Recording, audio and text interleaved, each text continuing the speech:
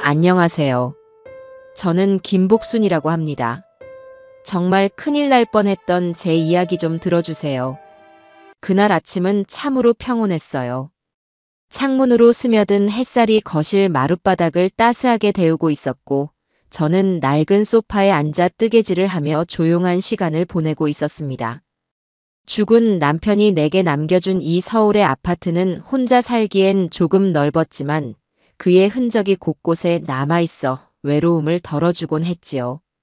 한 코 한 코 털실이 얽히며 모양을 갖추어가는 것을 보고 있자니 복잡했던 마음도 차분해지는 듯 했습니다. 바로 그때였어요. 정막을 깨고 요란하게 울리는 전화벨 소리가 제 손을 멈추게 한 것은 발신 번호를 확인하니 예쁜 며느리라고 저장된 이름이 떠 있었습니다. 마음이 철렁 내려앉는다는 게 이런 기분일까요? 명절이나 생일에도 문자 한 통 보내는 일이 드물었던 아이입니다. 그런 애가 아무 날도 아닌 평일에 전화를 다 하다니 불길한 예감이 등줄기를 타고 서늘하게 흘렀습니다. 받지 말까 수십 번을 망설였지만 혹시 태백에 있는 아들에게 무슨 일이라도 생긴 건 아닐까 하는 걱정에 떨리는 손으로 통화 버튼을 눌렀습니다. 어머니, 잘 지내셨어요? 제 전화 받으셔서 정말 다행이에요. 수화기 너머로 들려오는 며느리 윤미수의 목소리는 평소의 쌀쌀맞음은 온데간데 없이 꿀이라도 바른 듯 달콤하고 살가웠습니다. 제 안부를 묻는 목소리에는 걱정이 한가득 묻어나는 듯 했죠. 하지만 저는 그게 모두 연기라는 것을 단번에 알 수 있었습니다. 지난 세월 동안 그 애가 제게 보여줬던 모습은 이런 상냥함과는 거리가 멀었으니까요. 그래, 별일 없다. 너는 잘 지내고, 기태는 괜찮고, 저는 애써 마음을 다잡고 무덤덤하게 답했습니다. 제 목소리가 너무 차갑게 들렸을까요? 윤미수는 잠시 말을 멈추더니 이내 한층 더 과장된 목소리로 호들갑을 떨기 시작했어요. 그럼요, 저희야 잘 지내죠. 다름이 아니라 어머니. 요즘 기태 씨가 어머니 걱정을 얼마나 하는지 몰라요. 혼자 서울에 계셔서 적적하실 텐데 밥은 잘 챙겨 드시는지 잠은 잘 주무시는지. 옆에서 듣는 제가 다 안쓰러울 정도라니까요. 참으로 가증스러운 말이었습니다. 제 아들 박기태는 어릴 적부터 우유부단하고 자기 주장이 없는 아이였어요. 결혼 후에는 윤미수의 말이라면 파트로 매주를 쏜다 해도 믿을 만큼 아내에게 꽉 잡혀 살았지요. 그런 아들이 제 걱정을 했다니 속아 웃을 일이었습니다. 분명 윤미수, 저 아이가 옆에서 시켜서 하는 말이겠지요. 그래서요, 어머니. 저희가 상해 끝에 결정을 내렸어요. 이번 주말에 저희 집으로 오셔서 며칠 푹 쉬다 가시는 게 어떨까 해서요. 태백 공기가 얼마나 좋은데요. 오셔서 맛있는 것도 드시고 기태 씨 얼굴도 보시면 얼마나 좋겠어요. 쉬다 가라는 말이 어찌나 부자연스럽게 들리던지. 저는 잠시 말을 잃었습니다. 결혼하고 태백에 신혼집을 차린 후 저를 집으로 초대한 것은 이번이 처음이었어요. 그동안 제가 먼저 아들 얼굴 보러 가겠다고 하면 집이 좁다, 손님 맞을 준비가 안 됐다, 별의별 핑계를 대며 거절하기 바빴던 아이입니다. 그런데 갑자기 이런 호의를 베푼다니 그 저희가 의심스러울 수밖에요. 갑자기 무슨 바람이 불어서 그러니? 너희들 바쁜데 내가 가면 집만 되지.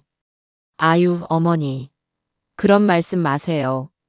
짐이라니요, 당치도 않아요. 제가 다 준비해 놓을게요. 어머니는 그냥 몸만 오시면 돼요. 그리고 오실 때 편하시게 제가 택시도 미리 예약해 뒀어요. 아주 안전하고 편안하게 모실 거예요. 특별한 기사님으로요. 특별한 기사님이라는 말이 유독 귀에 거슬렸습니다. 왜 하필 택시일까요? 기차나 버스를 타면 될 것을.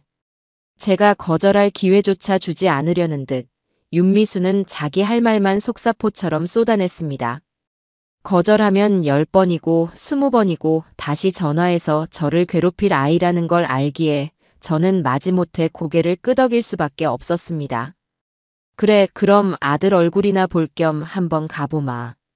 정말요, 어머니? 잘 생각하셨어요. 그럼 토요일 오전에 기사님 보내드릴게요. 아주 푹 쉬셔야 해요, 어머니. 전화를 끊기 직전 며느리가 나지막이 속삭인 말이 있었습니다. 푹 쉬셔야 한다는 어딘지 모르게 섬뜩한 여운을 남기는 그 말이 제 귓가에 한참이나 맴돌았습니다. 저는 수화기를 내려놓고 한숨을 깊게 내쉬었습니다. 창밖은 여전히 평화로웠지만 제 마음속에는 이미 폭풍전야의 긴장감이 감돌고 있었어요. 약속한 토요일 오전, 저는 작은 가방 하나를 꾸려 집을 나섰습니다. 아파트 현관 앞에 서자 거짓말처럼 검은색 세단 한 대가 부드럽게 멈춰 섰습니다. 일반 택시와는 조금 달라 보이는 고급스러운 외관이었습니다. 차에서 내린 운전기사는 40쯤 되어 보이는 남자였는데 어딘가 낯빛이 어둡고 초조해 보였어요. 그는 제 가방을 받아 트렁크에 실으며 어색하게 웃어 보였습니다. 김복순 어르신 맞으시죠? 따님께서 예약해 주셨습니다.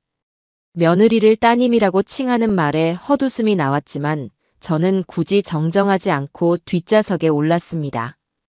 차 안은 값비싼 방향제 냄새와 기사의 긴장감이 뒤섞여 답답한 공기를 만들어내고 있었습니다. 차가 서울의 번잡한 도로를 벗어나 강원도로 향하는 고속도로에 오르자 저는 백미러를 통해 슬쩍 기사의 얼굴을 살폈습니다. 그는 연신 마른 침을 삼키며 핸들을 쥔 손에 힘을 주었다 풀기를 반복했습니다. 마치 무언가에 쫓기는 사람처럼 그의 눈은 불안하게 흔들리고 있었어요. 기사님, 운전하는 일이 많이 힘드신가 봐요. 안색이 안 좋아 보이네요. 제가 무심코 던진 말에 기사의 어깨가 움찔하고 크게 떨렸습니다. 그는 백미러로 제 눈을 한번 마주치더니 이내 황급히 시선을 앞으로 돌렸습니다. 아닙니다, 어르신. 괜찮습니다. 그의 목소리는 바짝 말라 있었고 미세하게 떨리고 있었습니다. 괜찮다는 사람의 태도가 아니었죠. 저는 더 이상 묻지 않았습니다. 대신 창밖으로 빠르게 스쳐 지나가는 풍경을 바라보며 생각에 잠겼습니다. 윤미수는 왜 이 사람을 보냈을까? 특별한 기사님이라는 말의 의미는 대체 무엇일까? 차가 태백으로 접어드는 굽이진 산길에 들어서자 기사의 불안한 행동은 극에 달했습니다. 그는 식은땀을 뻘뻘 흘리며 연신 주변을 두리번거렸고 속도를 냈다가 줄이기를 반복하며 안절부절 못하는 모습을 보였습니다. 그의 서툰 운전 때문에 차가 몇 번이나 크게 휘청거렸어요. 저는 손잡이를 꽉 잡으며 그의 어깨 너머로 전방을 주시했습니다. 길가에는 인적도 차량도 거의 보이지 않는 깊은 산속이었습니다. 무언가 단단히 잘못되어 가고 있다는 불길한 예감이 온몸을 휘감았습니다. 이 길의 끝에 아들 내외가 우시며 저를 기다리고 있을 거라는 생각은 들지 않았습니다. 오히려 영영 돌아올 수 없는 곳으로 향하고 있다는 공포가 엄습해 왔어요. 며느리가 전화기 너머로 속삭였던 마지막 인사가 다시금 귓가에 울리는 듯 했습니다. 어머니, 이번에 가시면 아주 정말 푹 쉬셔야 해요. 그것은 안부 인사가 아니었습니다. 마지막 작별 인사, 혹은 저주에 가까운 말이었습니다. 그때까지만 해도 저는 그 말의 진짜 의미를 어렴풋이 짐작만 할 뿐이었죠. 잠시 후 제게 닥칠 끔찍한 진실을, 그 깊고 어두운 시면을 제대로 마주하기 전이었으니까요. 차는 점점 더 깊은 산속으로 한치 앞도 보이지 않는 어둠 속으로 빨려 들어가고 있었습니다. 차가 아들네 집 방향이 아닌 더욱 깊고 외진 산길로 접어드는 순간 제 심장은 얼음장처럼 차갑게 식어내렸습니다. 더 이상은 참을 수 없었어요. 저는 단호한 목소리로 기사에게 물었습니다. 기사님, 지금 어디로 가는 겁니까? 이 길은 우리 아들 집으로 가는 길이 아닌데요. 제 목소리에 실린 서늘함 때문이었을까요? 기사는 핸들을 쥔 채로 온몸을 부들부들 떨기 시작했습니다. 그는 한참 동안 아무 말도 하지 못하고 거친 숨만 몰아쉬었습니다.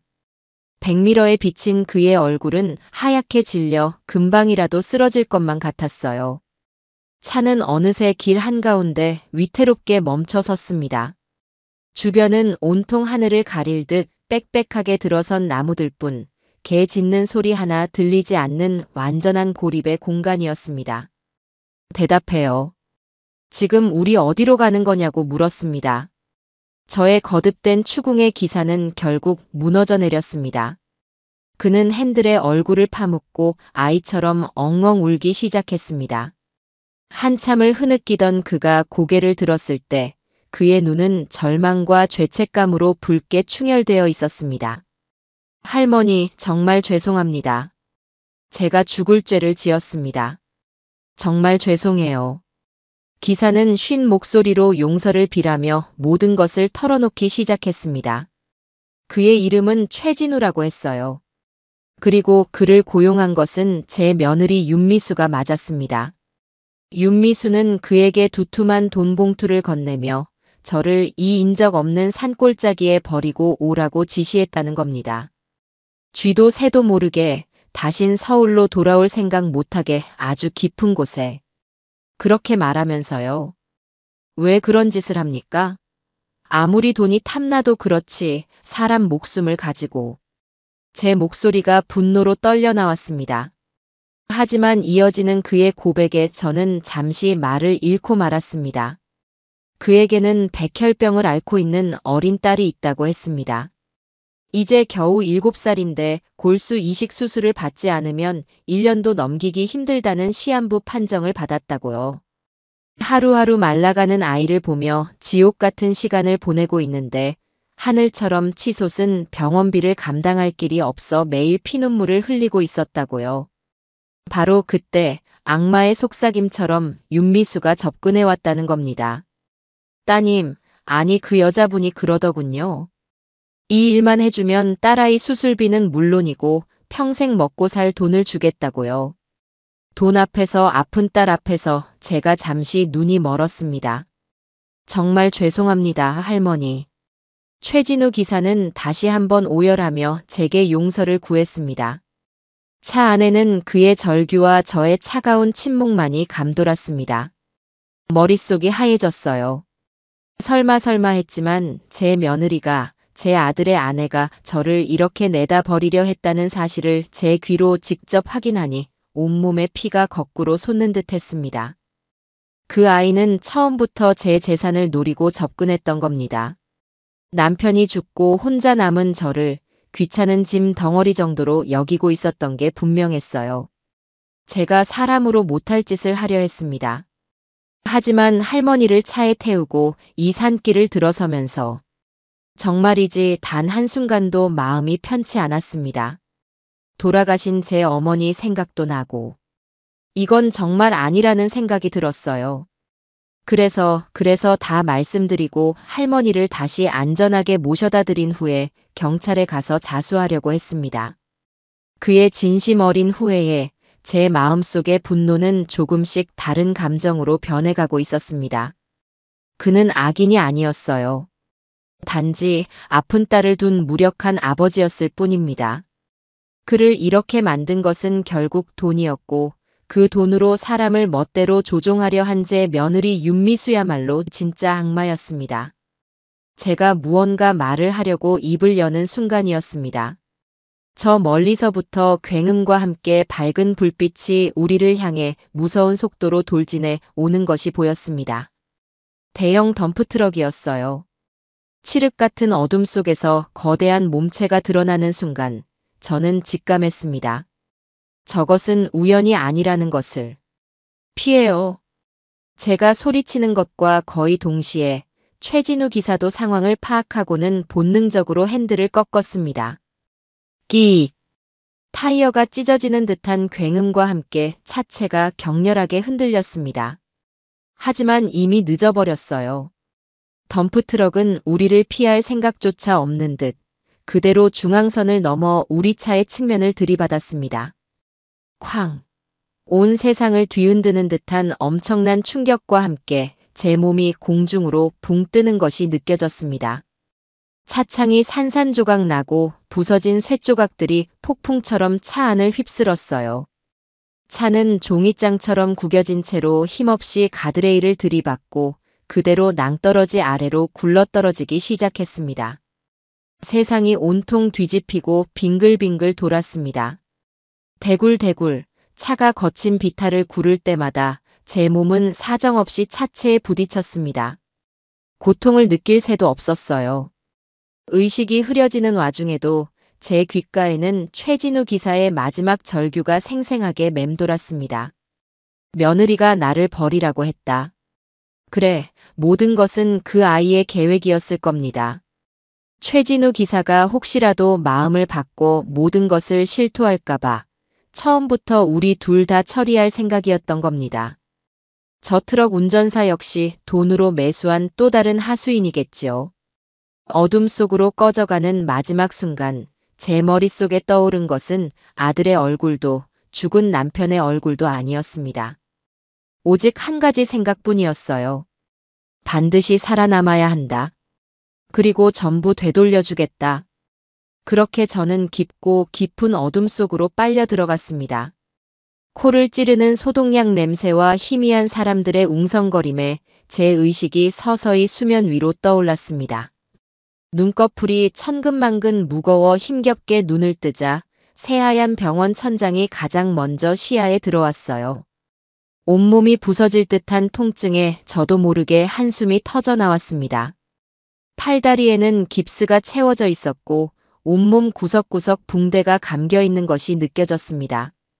살아남았다는 안도감과 함께 지옥 같았던 마지막 순간의 기억이 파도처럼 밀려왔습니다. 어머니, 정신이 드세요? 세상에, 어머니. 낯익은 목소리에 고개를 돌리자 제 아들 박기태가 눈물 콧물을 쏟으며 제 손을 붙잡고 있었습니다. 그 옆에는 며느리 윤미수가 손수건으로 눈가를 찍어내며 세상에서 가장 슬픈 사람인 양비련의 여주인공 연기를 하고 있었어요. 그 가증스러운 얼굴을 마주하는 순간 제 안에 있던 모든 감정이 차갑게 식어내리고 이성만이 남았습니다. 복수를 향한 냉철한 이성 말입니다. 여기가 어디냐? 나는 누구고? 저는 일부러 초점 없는 눈으로 허공을 바라보며 중얼거렸습니다. 기억상실. 이보다 더 좋은 방패는 없을 겁니다. 저들의 경계심을 풀고 완벽한 복수를 준비하기 위한 최적의 무기였죠. 제 말에 아들과 며느리의 얼굴에 순간 당혹감이 스쳐 지나가는 것을 저는 놓치지 않았습니다. 어머니, 기억 안 나세요? 아들 기태예요. 여긴 병원이고요. 어머니, 교통사고가 났었어요. 아주 큰 사고였어요. 아들은 울먹이며 상황을 설명했습니다. 윤미수는 한술 더 떠 제 손등을 쓰다듬으며 애처로운 목소리로 말했어요. 어머니, 저희가 얼마나 놀랐는지 몰라요. 의사 선생님이 마음의 준비를 하라고까지 하셨다고요. 이렇게 깨어나 주셔서 정말 다행이에요. 정말이에요. 그 악어의 눈물에 구역질이 치밀어 올랐지만 저는 아무것도 모르는 순진한 노인처럼 그저 멍한 표정만 짓고 있었습니다. 의사와 간호사가 들어와 제 상태를 확인하는 동안 저는 철저하게 기억을 잃은 사람 행세를 했습니다.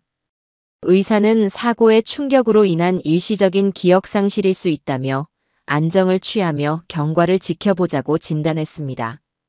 아들과 며느리는 의사의 말에 안도하는 듯한 표정을 지으면서도 한편으로는 제 기억이 언제 돌아올지 몰라 불안해하는 기색이 역력했어요.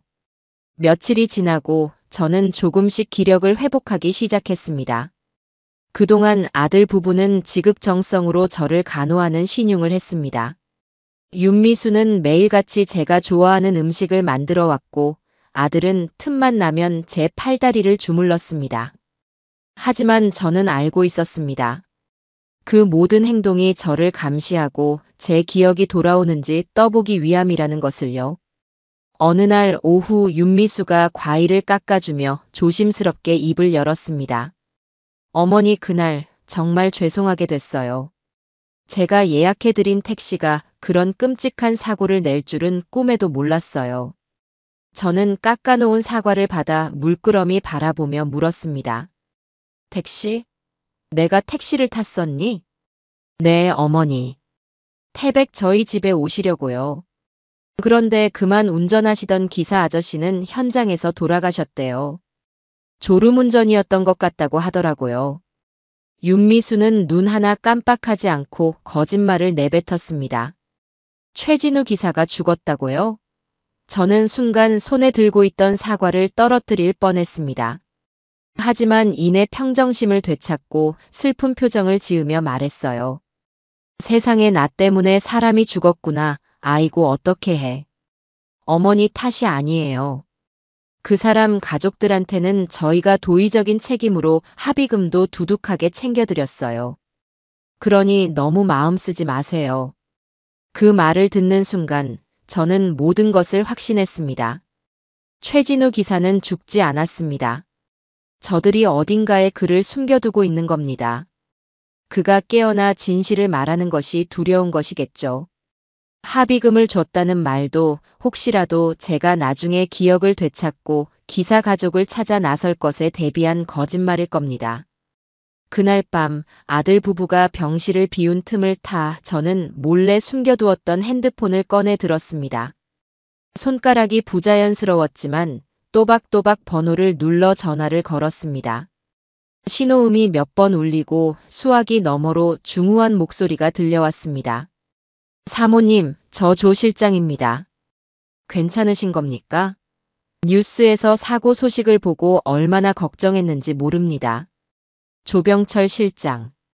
그는 제 남편이 살아있을 적 평생을 그림자처럼 보좌했던 충직한 비서였습니다. 남편이 죽은 후 회사를 떠나 조용히 살고 있었지만 여전히 제게는 가장 믿을 수 있는 사람이었죠. 조 실장, 나예요. 목소리가 이래서 미안해요. 아직 몸이 성치 않아서. 아닙니다, 사모님.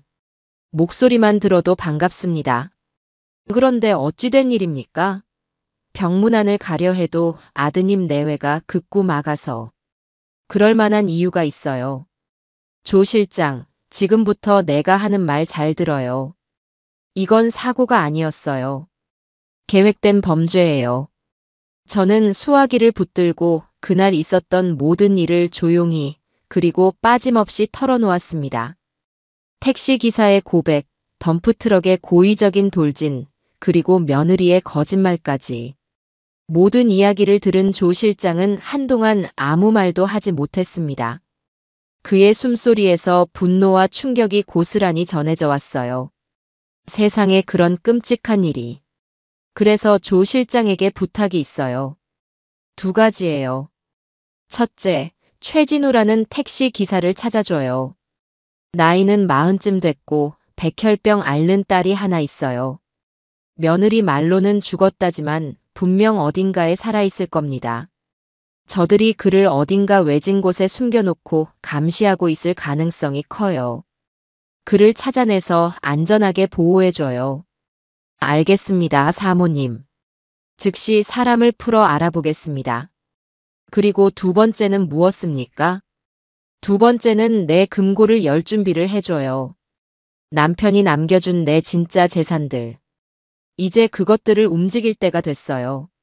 내 아들과 며느리는 내가 가진 것이라고는 이 아파트 한 채와 작은 상가 건물이 전부인 줄 알아요. 그들의 탐욕을 이용할 겁니다. 철저하게, 그리고 남김없이 모든 것을 빼앗아 줄 거예요. 제 목소리에 서린 서늘한 분노를 조 실장도 느꼈을 겁니다. 그는 잠시의 망설임도 없이 단호한 목소리로 대답했습니다. 사모님의 뜻대로 하겠습니다. 무엇이든 명령만 내려주십시오. 전화를 끊고 저는 다시 아무것도 모르는 기억상실 환자로 돌아왔습니다. 창밖은 칠흑 같은 어둠에 잠겨 있었지만 제 눈은 그 어느 때보다도 밝게 빛나고 있었습니다. 이제 게임은 시작되었습니다. 악어의 눈물을 흘리며 제 옆을 지키고 있는 저 가증스러운 것들에게 진짜 지옥이 무엇인지 똑똑히 보여줄 시간이었습니다. 병원에서의 생활은 지루한 연극의 연속이었습니다. 저는 매일 아침 눈을 뜰 때마다 어리둥절한 표정으로 여기가 어디죠? 라고 물으며 하루를 시작했고 아들과 며느리는 지겹지도 않은지 매번 똑같은 설명을 되풀이하며 저를 안심시키는 연기를 했습니다. 그들의 위선적인 얼굴을 마주하는 것은 고역이었지만 저는 복수라는 단 하나의 목표를 위해 모든 것을 참아냈습니다. 몸이 어느 정도 회복되자 저는 아들 부부에게 본격적으로 미끼를 던지기 시작했습니다. 어느 날 오후 텔레비전에서 나오는 경제 뉴스를 물끄러미 보다가 깊은 한숨을 내쉬며 말했어요. 여보, 나 병원비는 어떻게 하지? 당신이 남겨준 돈도 이제 거의 다 써가는데. 저는 일부러 죽은 남편을 찾으며 넋두리를 했습니다. 제 말에 소파에 앉아 휴대폰만 만지작거리던 아들 부부가 동시에 고개를 들었습니다. 윤미수가 기다렸다는 듯이 다가와 제 손을 잡으며 말했어요. 어머니, 무슨 말씀이세요? 병원비 걱정은 하지 마세요. 저희가 어떻게든 다 해결할게요. 그 말에 저는 고개를 저으며 더욱 처량한 목소리로 말했습니다. 아니다. 너희들 사는 것도 넉넉지 않은데 어떻게 신세를 지겠니? 내가 알아서 해야지. 아, 맞다. 그이가 나한테 남겨준 작은 상가 건물이 하나 있었지. 강서구에 있는 거. 그걸 팔면 병원비랑 앞으로 살아갈 생활비 정도는 마련할 수 있을 거야. 제 입에서 상가 건물이라는 말이 나오는 순간 윤미수와 박기태의 눈이 순간적으로 반짝이는 것을 저는 똑똑히 보았습니다. 그들의 탐욕스러운 눈빛은 어둠 속에서도 빛나는 맹수의 그것과 같았어요. 상가요? 어머니, 그런 게 있었어요? 윤미수는 애써 태어난 척했지만 목소리가 미세하게 떨리고 있었습니다. 아들 박기태 역시 귀가 솔깃해진 듯 제 옆으로 바짝 다가앉았습니다. 그래, 아주 작은 상가야. 너희 아버지가 노후 자금으로 쓰라고 남겨준 건데 이렇게 쓰게 될 줄은 몰랐구나. 기태야, 네가 좀 알아봐다오. 요즘 시세가 어떤지, 어떻게 팔아야 하는지. 나는 아무것도 기억이 안 나니 네가 대신 좀 해줘야겠다. 네, 어머니. 당연히 제가 해드려야죠. 걱정 마세요. 제가 아는 부동산 중개인이 있으니 제값 받고 팔 수 있도록 잘 알아봐 드릴게요. 아들은 마치 자기 일인 양 신이 나서 대답했습니다. 그 모습에 저는 속으로 쓴웃음을 삼켰습니다. 남편이 제게 남겨준 재산은 그들이 상상하는 것 이상이었습니다. 그 작은 상가 건물은 전체 자산의 조족지혈, 빙산의 일각에 불과했죠. 하지만 저들은 이제 제가 가진 돈이 그것뿐이라고 완전히 믿게 될 겁니다. 덫에 걸려들기 시작한 것이죠. 그날 이후 아들 부부는 상가 건물 매각에 열을 올렸습니다. 박기태는 하루가 멀다고 부동산 중개인을 만나고 다녔고 윤미수는 옆에서 더 비싼 값에 팔아야 한다며 부추겼습니다. 그들은 제 병실에 앉아 자기들끼리 그 돈을 어떻게 쓸 것인지에 대해 의논하기도 했습니다. 물론 제가 다 듣고 있다는 사실은 까맣게 모른 채로요. 여보, 그 돈 받으면 우선 우리 빚부터 갚자. 그리고 남는 돈으로는 당신 차부터 바꿔야지. 지금 타는 차는 너무 낡았어. 알았어. 그리고 당신이 갖고 싶어 하던 명품 가방도 하나 사. 그동안 우리 고생 많았잖아. 어머니 병수발 드느라. 그들의 대화를 듣고 있자니 헛웃음이 절로 나왔습니다. 아직 팔리지도 않은 건물을 가지고 김칫국부터 마시는 꼴이라니. 저는 그들이 탐욕의 늪에 스스로 빠져 허우적대는 모습을 그저 지켜볼 뿐이었습니다. 그러던 어느 날 밤 조 실장에게서 전화가 걸려왔습니다. 저는 화장실에 가는 척 병실을 빠져나와 비상계단에서 조심스럽게 전화를 받았습니다. 사모님 찾았습니다. 조 실장의 목소리는 낮고 단호했습니다.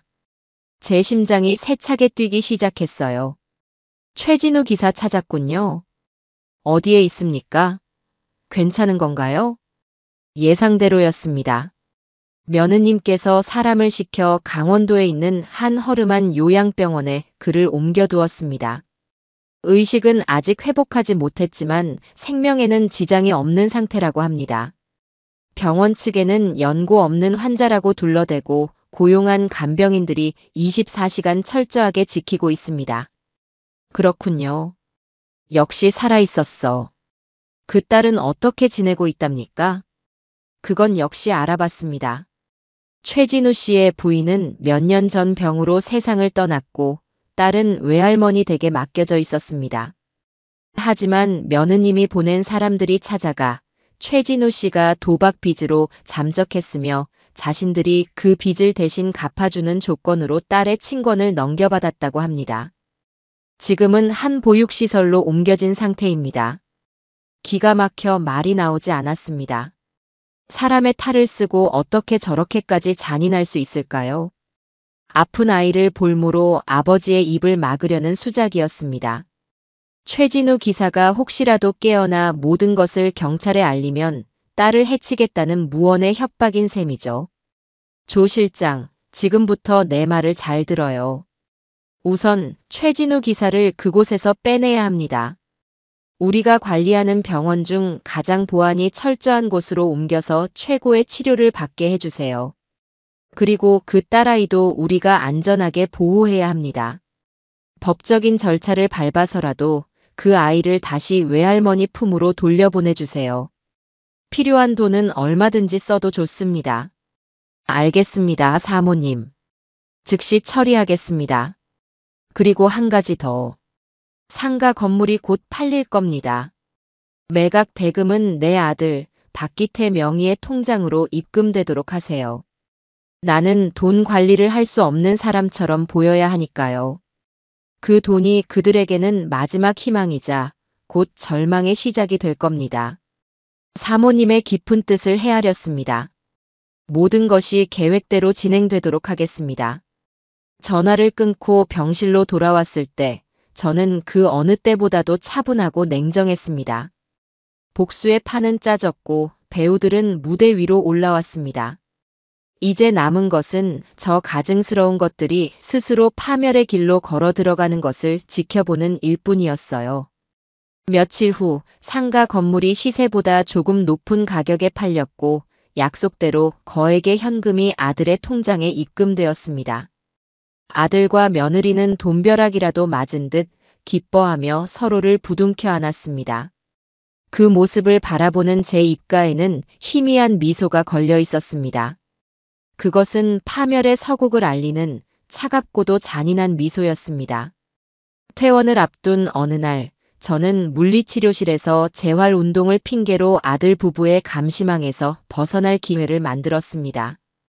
기억은 안 나도 몸은 예전처럼 쌩쌩해야지. 너희들한테 짐이 될 수는 없잖니. 제가 이렇게 말하자 두 사람은 일말의 의심도 없이 고개를 끄덕였습니다.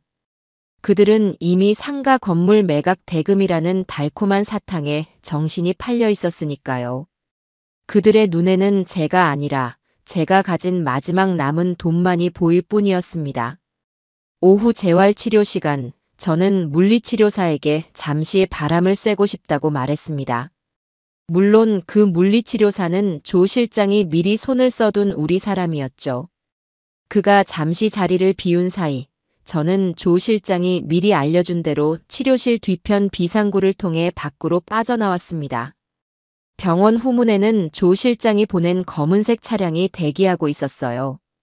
저는 모자와 마스크로 얼굴을 가린 채 재빨리 차에 올라탔습니다. 차는 소리 없이 병원을 벗어나 최진우 기사가 옮겨진 곳으로 향했습니다. 차창 밖으로 스쳐 지나가는 익숙한 서울의 풍경이 낯설게만 느껴졌습니다. 불과 몇 주 전만 해도 평화롭기만 했던 세상이 이제는 거대한 전쟁터처럼 느껴졌어요. 심장이 세차게 뛰었지만 두렵지는 않았습니다. 오히려 복수를 위한 첫걸음을 떼었다는 생각에 차가운 희열마저 느껴졌어요. 조 실장, 모든 건 계획대로 되고 있나요? 네, 사모님. 최진우 씨는 어젯밤 저희 병원으로 안전하게 옮겨졌습니다. 며느님이 고용한 사람들은 아마 오늘 아침에야 환자가 사라진 것을 알았을 겁니다. 하지만 저희가 병원 CCTV 기록까지 모두 손을 써둔 터라 그저 환자가 스스로 병원을 나간 것으로 알고 있을 겁니다. 잘했어요. 그 아이의 딸은요? 따님 역시 저희가 안전하게 보호하고 있습니다. 외할머니 되시는 분과도 연락이 닿았고요. 법무팀에서 친권 관련 문제를 처리하고 있으니 조만간 좋은 소식이 있을 겁니다. 조 실장의 빈틈없는 일 처리에 저는 마음이 놓였습니다. 역시 남편이 평생을 믿고 곁에 둔 사람다웠습니다. 1시간쯤 달렸을까요? 차는 서울 외곽에 위치한 한적한 재활 전문 병원 앞에 멈춰 섰습니다. 이곳은 남편이 살아생전 후원하던 곳으로 병원장은 물론 모든 직원이 우리에게 절대적으로 충성하는 사람들이었습니다. 이곳이라면 그 어떤 위협으로부터도 최진우 기사를 안전하게 지킬 수 있을 터였습니다. 조 실장의 안내를 받아 들어선 1인 특실. 침대에는 최진우 기사가 링거를 꽂은 채 희미한 의식을 유지한 채 누워 있었습니다. 사고 당시에 충격이 컸던지 그의 얼굴은 반쪽이 되어 있었고 곳곳에 흉터가 남아 있었어요. 인기척을 느꼈는지 그가 힘겹게 눈꺼풀을 들어 올렸습니다. 저를 발견한 그의 눈동자가 놀라움과 혼란으로 커졌어요. 할머니.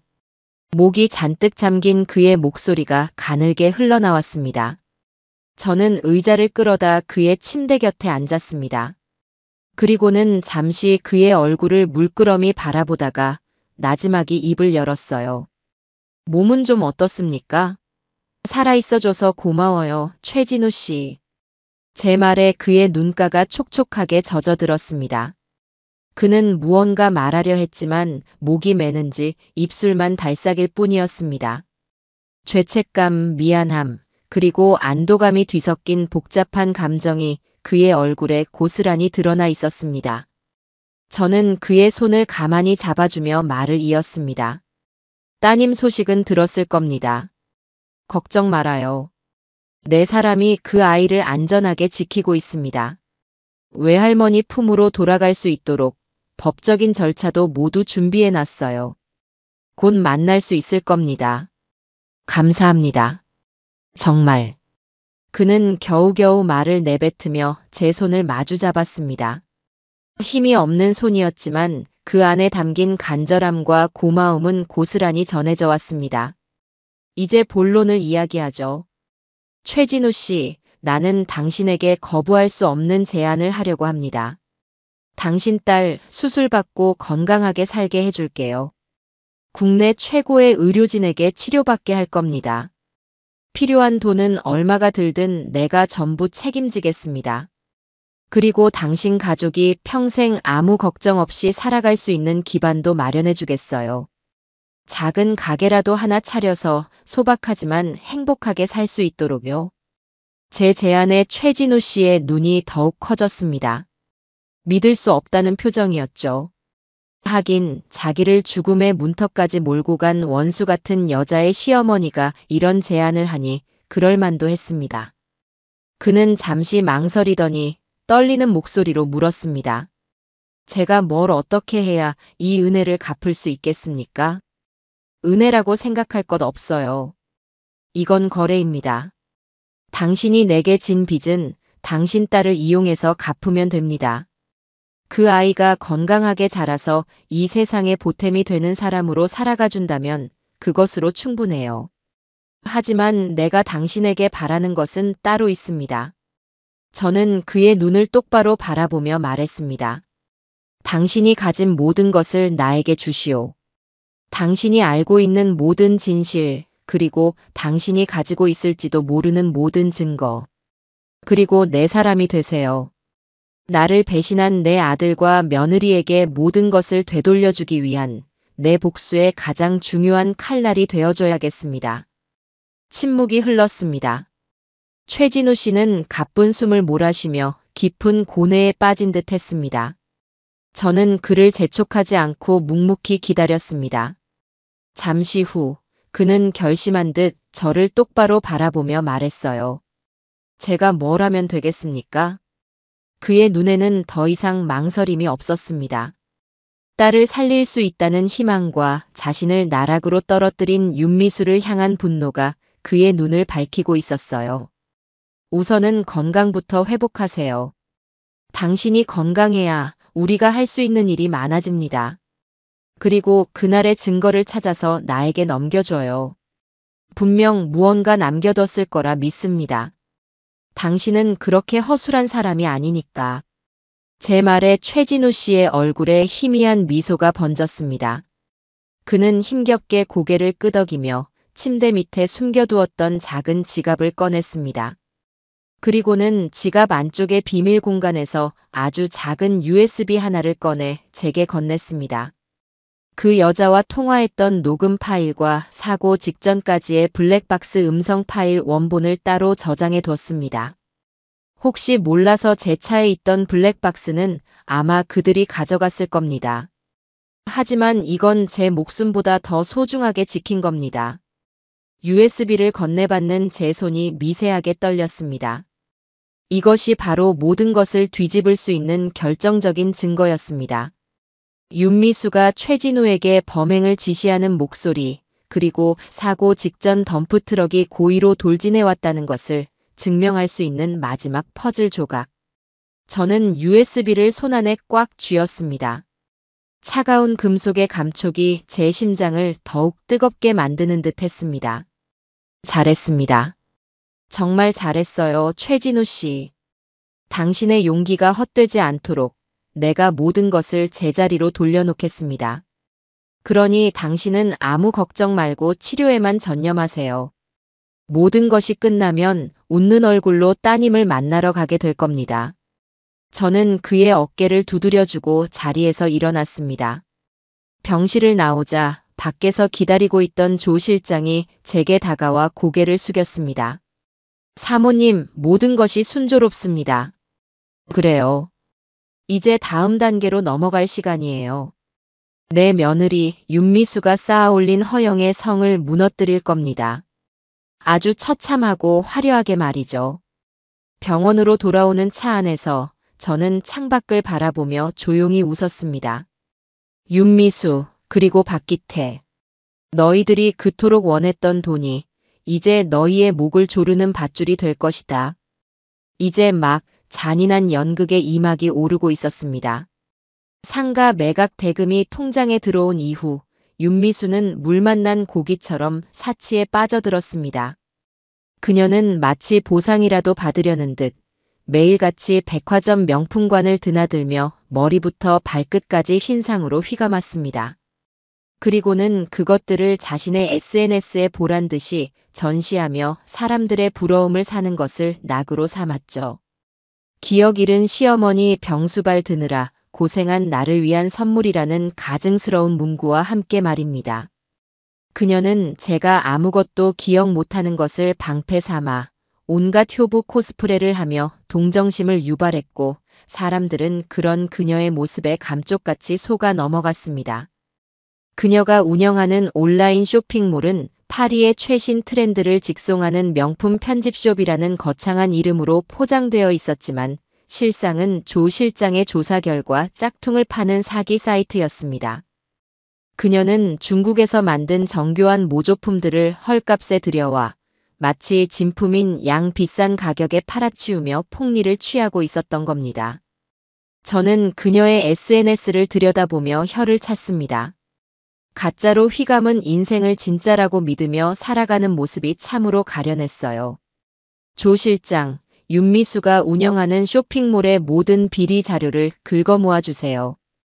탈세 장부, 밀수 증거, 그리고 그동안 짝퉁을 구매했던 피해자들의 제보까지.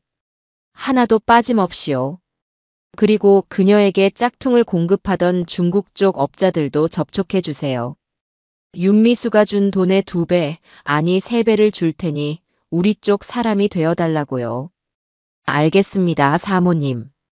이미 관련 자료는 상당 부분 확보된 상태입니다. 중국 쪽 업자들과의 접촉도 바로 시작하겠습니다. 조 실장의 일 처리는 언제나처럼 신속하고 정확했습니다. 며칠 지나지 않아 윤미수의 모든 범죄 행각을 증명할 수 있는 차고 넘치는 자료들이 제 손에 들어왔습니다. 탈세액만 해도 수십억 원에 달했고 그녀가 운영하는 SNS 게시물 아래에는 배송이 너무 늦다, 제품 품질이 이상하다는 댓글들이 비밀 댓글로 달려 있었습니다. 저는 조 실장을 시켜 그런 불만을 가진 사람들을 일일이 접촉하게 했습니다. 처음에는 경계하던 그들도 우리가 무료로 법률 지원을 해주고 피해 보상까지 약속하자 앞다투어 윤미수의 사기 행각에 대한 증언을 쏟아내기 시작했습니다. 결혼 예물을 마련하기 위해 쌈짓돈을 모았던 신혼부부부터 딸에게 주는 첫 명품 선물이라며 큰맘 먹고 가방을 샀던 어머니까지 그 사연도 참으로 다양했습니다. 이제 무대를 마련할 시간이었습니다.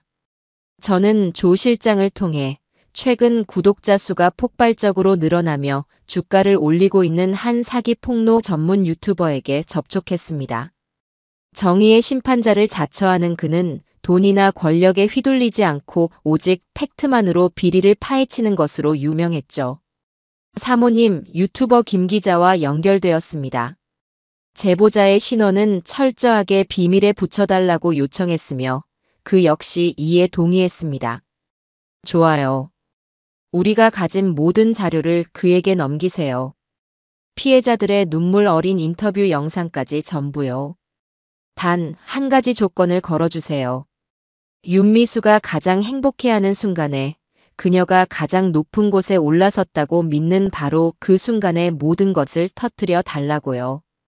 며칠 후 윤미수는 자신의 쇼핑몰 1주년 기념 파티를 서울의 한 고급 호텔에서 성대하게 열었습니다. 유명 연예인과 인플루언서들을 대거 초청한 그야말로 허영의 절정을 보여주는 자리였죠. 파티의 주인공인 윤미수는 수억 원을 호가하는 드레스와 보석으로 치장한 채 자신에게 쏟아지는 스포트라이트를 만끽하고 있었습니다. 제 아들 박기태는 그런 아내의 옆에 서서 마치 자신이 대단한 성공이라도 거둔 양 의기양양한 표정으로 사람들의 인사를 받고 있었어요. 바로 그때였습니다. 파티장 대형 스크린에 긴급 속보라는 자막과 함께 유튜버 김 기자의 얼굴이 나타난 것은 파티의 흥겨운 음악이 멈추고 장내에 있던 모든 사람들의 시선이 스크린으로 향했습니다. 안녕하십니까, 김 기자입니다.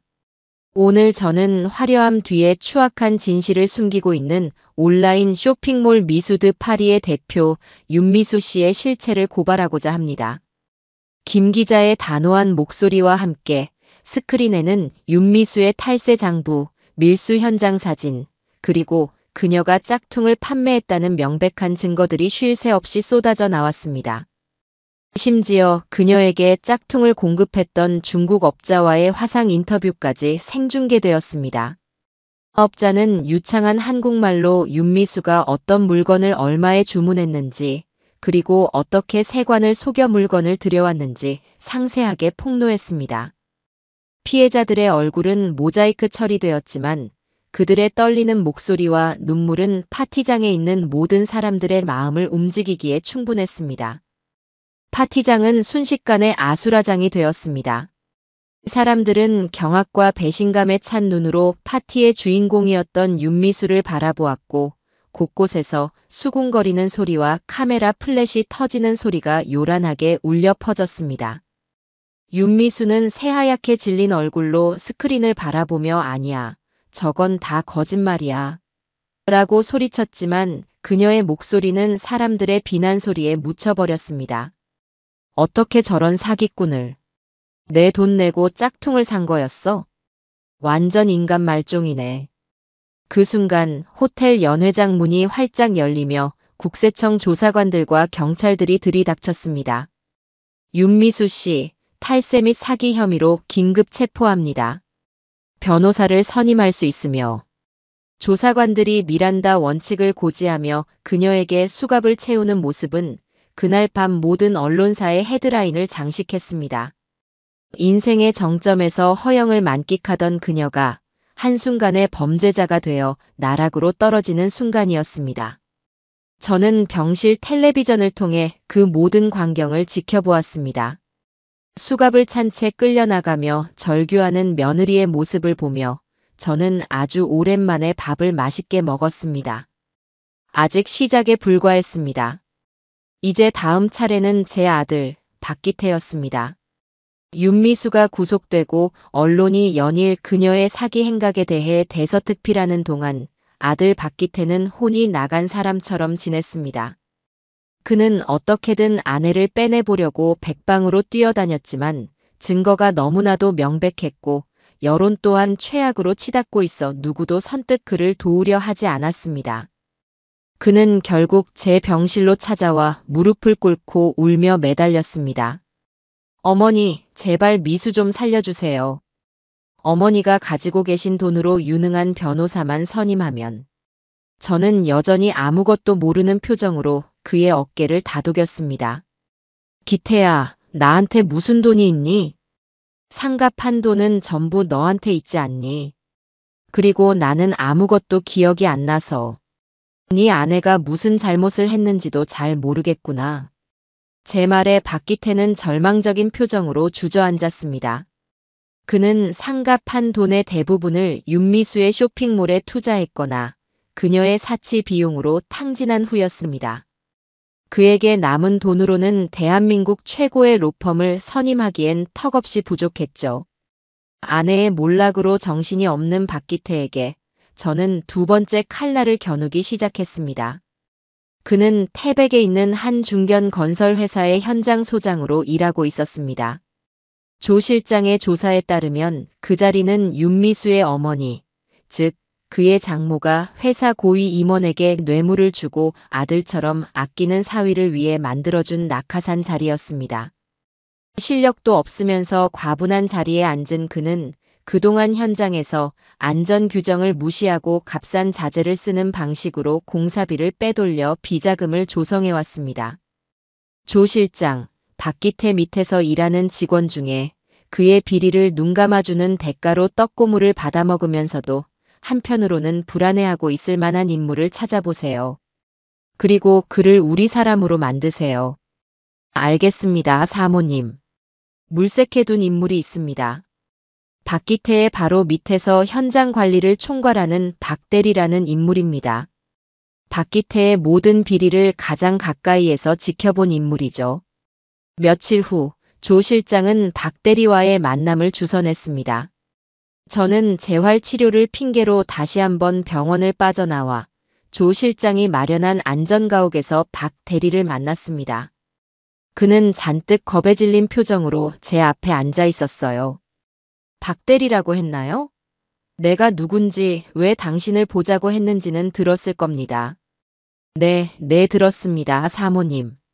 나는 당신에게 어려운 부탁을 하려는 게 아니에요. 단지 정의를 바로 세우고 싶은 것뿐입니다. 박기태 소장이 저지른 모든 비리의 증거를 나에게 넘겨주세요. 당신이 빼돌린 자재 목록, 부실 공사 현장을 찍은 사진, 그리고 비자금 장부까지. 당신이 알고 있는 모든 것을요. 박 대리는 망설였습니다. 내부 고발자가 어떤 대접을 받는지, 이 바닥에서 다시는 발을 붙일 수 없게 될 거라는 사실을 잘 알고 있었기 때문이겠죠. 물론 공짜는 아닙니다. 당신이 증거를 넘겨주는 대가로 나는 당신의 남은 인생을 책임지겠습니다. 박기태가 당신에게 줬던 떡고물과는 비교도 안 될 만큼의 돈을 주겠어요. 그리고 당신 가족이 아무 문제 없이 해외로 나가 새로운 삶을 시작할 수 있도록 모든 것을 지원해 주겠습니다. 선택은 당신의 몫입니다. 썩어가는 배 안에서 박기태와 함께 침몰할 것인지 아니면 내 손을 잡고 새로운 세상으로 나아갈 것인지. 제 제안에 박 대리의 눈빛이 흔들렸습니다. 그는 한참을 고민하더니 이내 결심한 듯 자리에서 일어나 제게 깊이 고개를 숙였습니다. 사모님 믿고 따르겠습니다. 제가 가진 모든 것을 넘겨드리겠습니다. 그날 이후 박 대리는 조 실장과 긴밀하게 연락하며 박기태의 모든 비리 증거를 차곡차곡 모아 우리에게 전달했습니다. 그가 넘겨준 자료는 상상을 초월할 정도로 구체적이고 충격적이었습니다. 설계도와는 전혀 다른 싸구려 철근을 사용한 현장 사진, 안전장비 구매 비용을 허위로 처리한 이중장부, 그리고 그 돈으로 그가 유흥업소에서 법인카드를 사용한 내역까지. 그야말로 비리 종합 선물 세트였죠.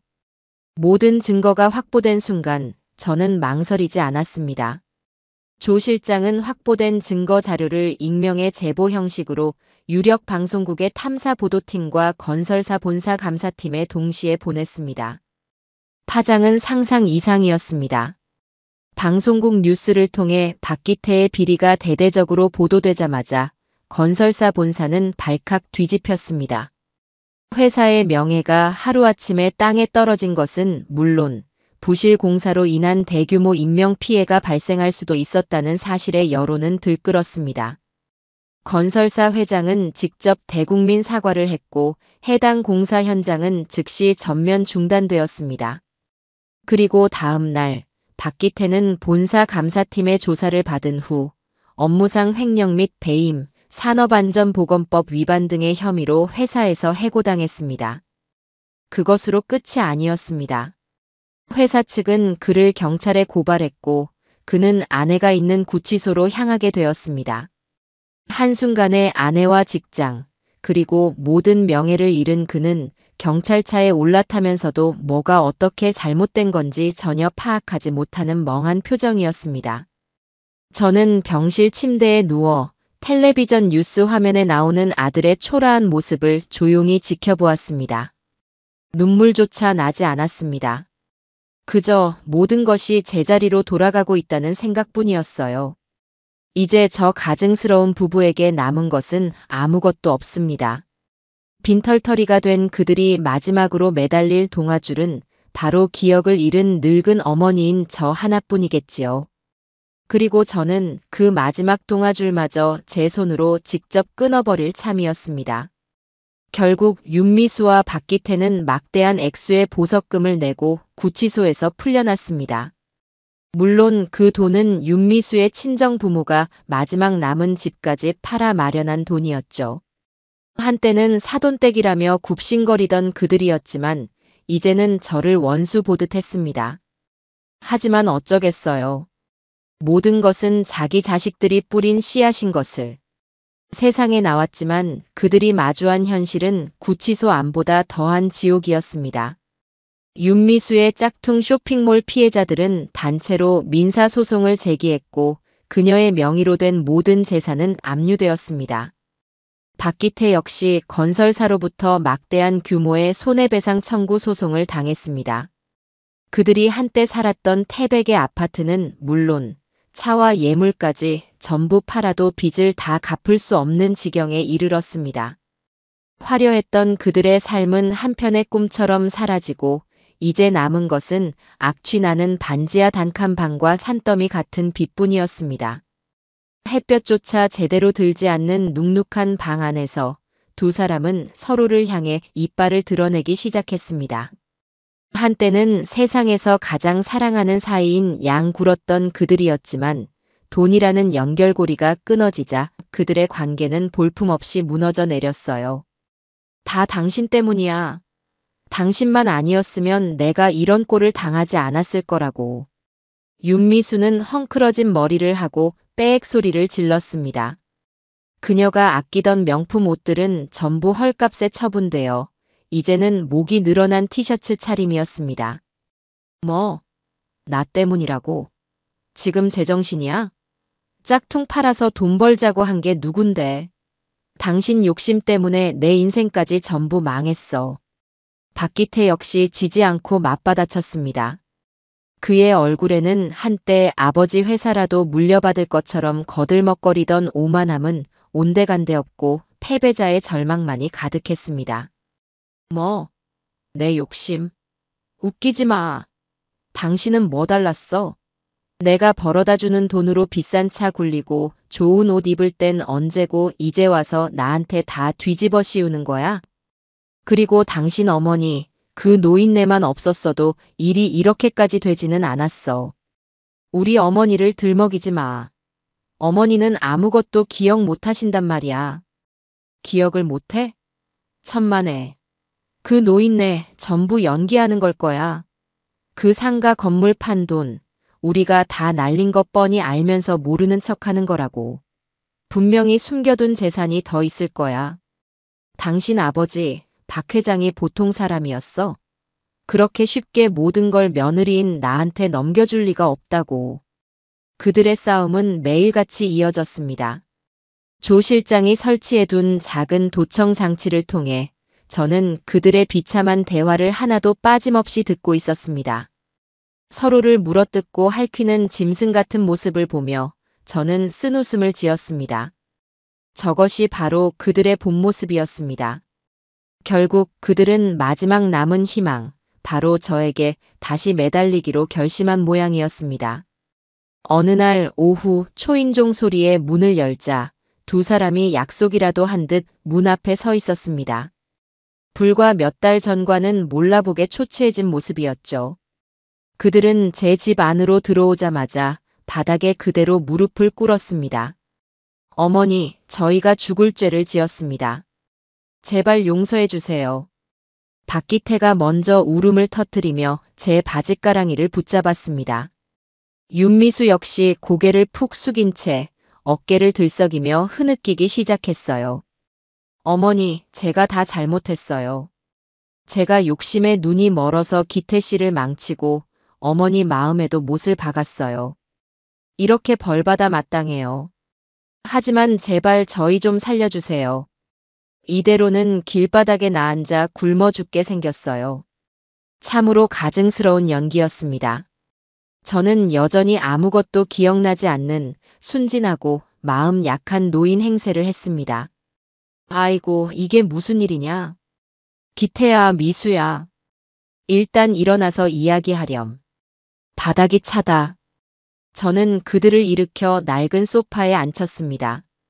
그리고는 따뜻한 차를 한 잔씩 내어주었죠. 그들은 차를 마실 생각도 않고 그저 제 눈치만 살피며 훌쩍거릴 뿐이었습니다. 그래서 무슨 일이 있었던 게냐? 나는 도통 기억이 나질 않아서. 너희들 얼굴이 왜 이렇게 상했어? 제 말에 윤미수가 기다렸다는 듯 입을 열었습니다. 어머니, 실은 저희 사업이 완전히 망했어요. 빚더미에 올라앉아서 집도 절도 없이 쫓겨나게 생겼어요. 기태 씨도 회사에서 잘리고요. 세상에 그런 끔찍한 일이. 그래서 상가 판도는 다 어쩌고? 제가 순진한 질문을 던지자 두 사람의 얼굴이 순간 굳어졌습니다. 박기태가 우물쭈물하며 대답했어요. 그게 어머니, 제가 사기를 당해서 그 돈을 전부 날렸습니다. 죄송합니다, 어머니. 기가 막힌 거짓말이었습니다. 하지만 저는 속아주는 척 눈을 동그랗게 뜨고 놀란 표정을 지었습니다. 전부. 그 큰 돈을 전부 다? 아이고 맙소사. 그럼 이제 정말 큰일이구나. 나도 이제 가진 돈이 하나도 없는데 어쩌면 좋으냐. 제 말에 두 사람의 얼굴에 실망과 절망의 빛이 역력하게 스쳐 지나갔습니다. 그들은 제가 정말로 가진 것이 없다고 믿는 듯 했습니다. 바로 그때였어요. 저는 오랫동안 준비해온 마지막 미끼를 던졌습니다. 저는 갑자기 머리를 감싸 쥐며 순간적으로 몸을 휘청거렸습니다. 아, 머리가. 어머니, 왜 그러세요? 괜찮으세요? 두 사람이 깜짝 놀라 제게 달려들었습니다. 저는 잠시 눈을 감고 있다가 천천히 눈을 뜨며 넋 나간 사람처럼 중얼거리기 시작했어요. 너희 아버지 그래. 너희 아버지가 돌아가시기 전에 내게 신신당부를 했었지. 정말 힘들고 어려울 때를 대비해서 강원도 깊은 산속에 우리 가족이 대대로 물려받은 땅을 묻어두었다고. 땅이요? 어머니, 그게 무슨 말씀이세요? 박기태가 제 어깨를 흔들며 다급하게 물었습니다. 저는 초점 없는 눈으로 허공을 바라보며 말을 이었습니다. 그래, 땅 문서 아주 비싼 땅이라고 했어. 서울에 있는 우리 아파트 몇 채는 살 수 있는 그걸 오래된 금고에 넣어뒀다고. 그 금고는 너희 아버지 서재에. 거기까지 말한 저는 마치 모든 기력을 다 쓴 사람처럼 소파에 쓰러지듯 기댔습니다. 아들과 며느리는 서로의 얼굴을 마주 보았습니다. 그들의 눈에는 의심과 함께 주체할 수 없는 탐욕이 불꽃처럼 타오르고 있었습니다. 그들은 제가 사고의 충격으로 잃었던 기억의 조각을 잠시 떠올린 것이라고, 그리고 그것이 바로 자신들을 구원해 줄 마지막 동아줄이라고 굳게 믿게 될 것이었습니다. 저는 속으로 차갑게 웃었습니다. 그래, 어서 그 동아줄을 잡아라. 그 끝이 지옥으로 향하는 썩은 밧줄이라는 것도 모른 채 말이다. 그날 이후 아들 부부는 제 아파트를 수시로 드나들었습니다. 겉으로는 기억을 잃은 늙은 어미를 돌본다는 효심 가득한 핑계를 댔지만 그들의 진짜 목적은 따로 있었죠.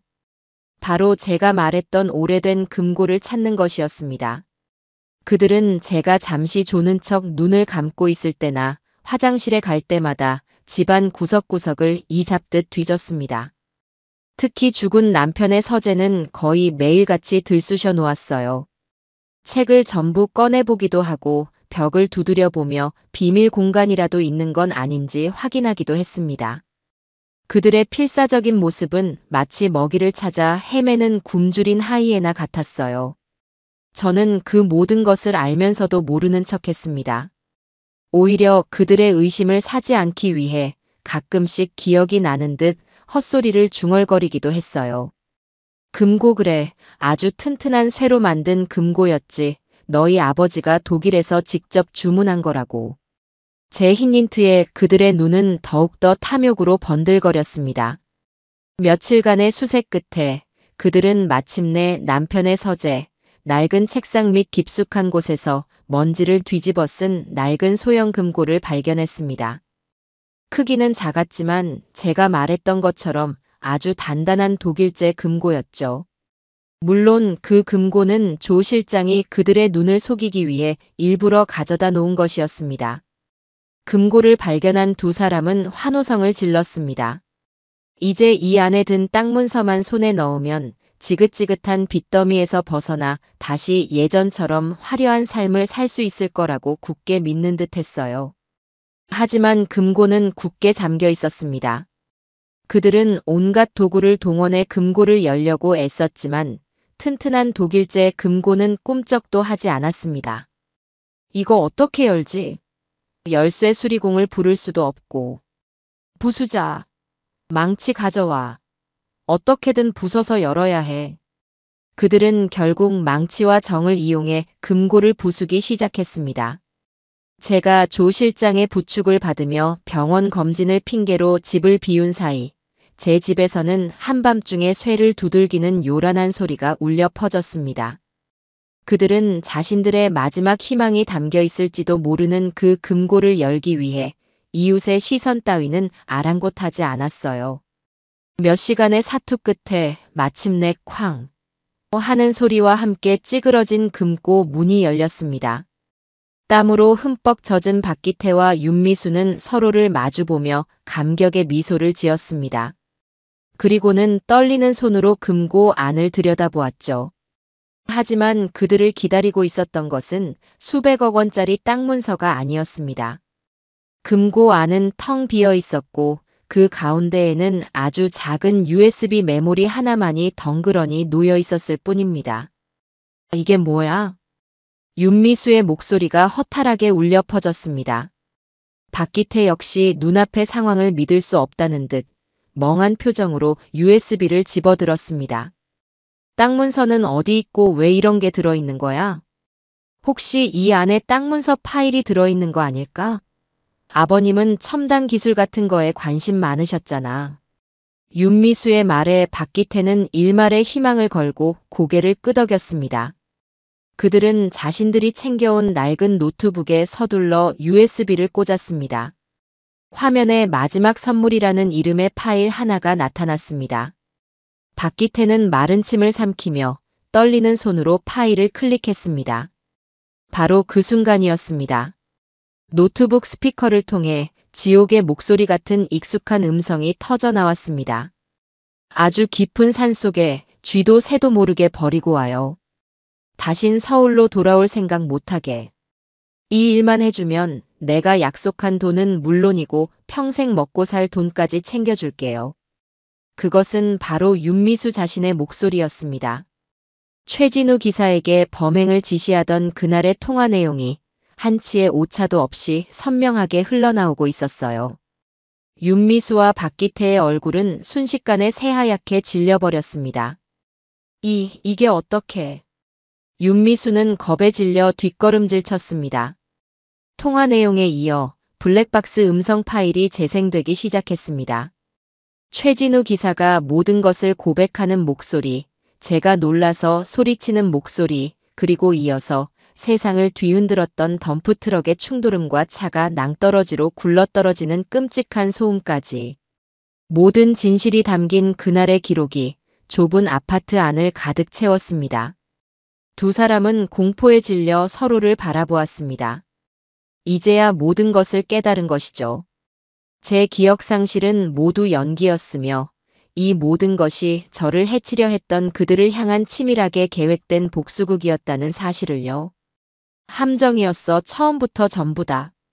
박기태가 절망적인 목소리로 중얼거리는 순간 아파트 현관문이 소리 없이 열렸습니다. 그리고 그곳에는 더 이상 기억을 잃은 병약한 노인이 아닌 차갑고 단단한 눈빛의 제가 서 있었습니다. 제 옆에는 조 실장과 제복을 입은 경찰들이 함께였죠. 저는 그들을 향해 천천히 걸어가며 제 인생에서 가장 차가운 목소리로 말했습니다. 이제 연극은 끝났다. 너희들을 위한 지옥의 막이 올랐을 뿐이지. 제 말에 윤미수는 그 자리에 주저앉아 비명을 질렀고 박기태는 모든 것을 포기한 듯 고개를 떨구었습니다. 경찰들이 다가와 그들의 팔에 차가운 수갑을 채웠습니다. 윤미수 씨, 당신을 특수존속상해 교사 혐의로 긴급 체포합니다. 박기태 씨, 당신은 범행 방조 및 공모 혐의로 체포합니다. 수갑이 채워진 채 끌려나가면서도 윤미수는 발악하듯 제게 소리쳤습니다. 어떻게 어머니가 저희한테 이럴 수 있어요? 저희가 대체 뭘 그렇게 잘못했다고.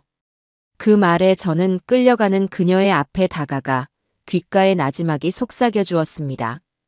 잘못한 게 없다고. 낭떠러지 아래 차갑고 어두운 흙 속에서 죽어가던 내 심정을 너는 평생 감옥에서 곱씹게 될 거다.